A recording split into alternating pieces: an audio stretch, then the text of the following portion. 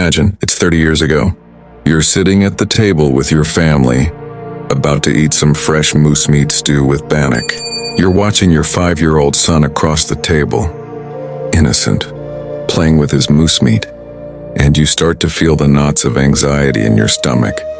He's going to be sick soon. Then they will be here to take him away. Should you take him into the bush and disappear?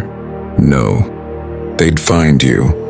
They always found you, and when they did, the threat became a much bigger one. They might rape, torture you, murder you in front of him. No, you can't run. You would never get away. What about begging? Maybe if you beg and plead and cry, they won't take him away. But they always did. They'd tear your hair out while ripping you away from your child, pointing their guns in your face while your baby cries in fear. They were ruthless. They didn't give a shit about your baby or you.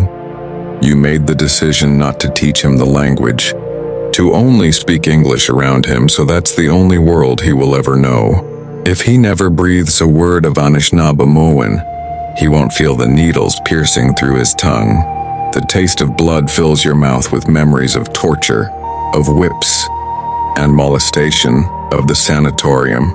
You can't finish eating. You are glad you braided his long, jet black hair one last time. The braid that connected him to Mother Earth, and cut it off. You will at least have one small part of him during those 10 years. The days pass by and the need to vomit almost never leaves your body. You wish you could hug him. You wish you could kiss him and tell him how much you love him, and lie through your teeth saying everything is going to be okay. But you don't know how to love. The priest took that away from you. You can't hug, because the moment your skin touches another's, and you feel that warmth, your heart starts racing, your body shaking. You want to puke and scream and run and hide forever, where they can never touch you again. The scars on your body from being burned by a branding iron, the choke marks and the lack of feeling in your tongue are all reminders of the schools and the evil they carried. So you choke on your tears watching the sun rise and set day by day, swallowing all of the words you wish you were strong enough to say. Then comes the day that was burned into your memory at 6, the day that every mother feared more than death itself, the day they would come to take your children away. You knew this day was coming, and yet you feel your heart sink into your gut as that engine pulls up. Your adrenaline begins to pump. The tears begin to fall uncontrollably, and the pounding on your door echoes in your frenzied brain.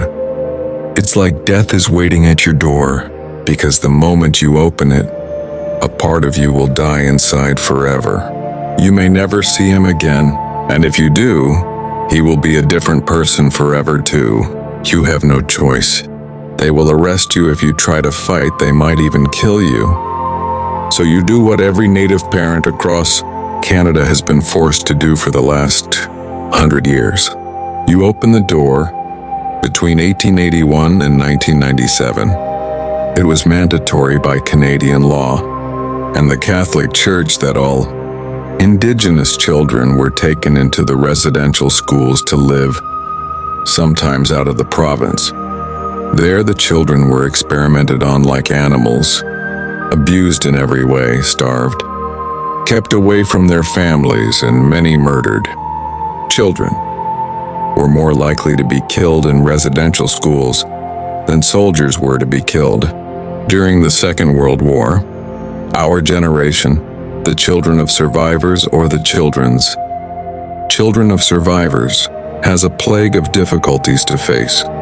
Many of us don't know our language, family, or culture. Many of our youth are growing up in foster care because of the intergenerational impact of residential school trauma, being demonized when they want to learn their culture. I have many friends who cannot hug their parents or who have never once been told I love you, but our parents and grandparents are the ones who paid the ultimate price. I cannot imagine having my children taken away, or growing up in an institution, being called a number instead of a name for my whole life. They didn't have a choice. They were forced.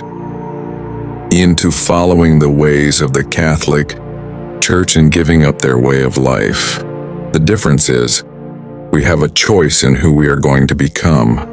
That is more than our parents and grandparents ever had. We have the choice to drown our sorrow in the safety of the bottle, or to stand up and do what we have to do to break those cycles forever. We have the choice to learn our languages, to sit in ceremony and pray, to smudge, to drum, to heal.